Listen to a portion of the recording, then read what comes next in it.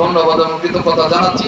পাশাপাশি আমি একটি ঘোষণা করতে চাই, 3 তারিখে 4টা বাজে ভাওয়াল মাঠে আমরা 7টি ইউনিয়নে একটি নির্বাচনী জনসভা করব। সেইখানে আপনাদের সকলকে আমন্ত্রণ জানিয়ে আমি আমার কথা বলা শেষ করছি। সবাই ভালো থাকবেন, সুস্থ থাকবেন, সবার জন্য শুভকামনা। যদি ভালোবাসা দিয়ে থাকি তাহলে ভালোবাসার প্রতিদান আমি চাই না।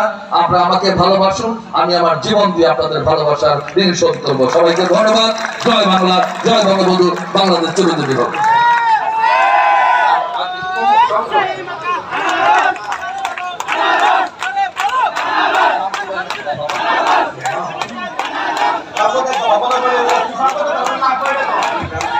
সবাইকে ধন্যবাদ যারা কষ্ট করে আজকে এই প্রচন্ড গরমের মধ্যে আপনারা মিছিল নিয়ে এসেছেন। আপনাদের সবার কাছে আমরা শাহিন ভাইয়ের পক্ষ থেকে কৃতজ্ঞ।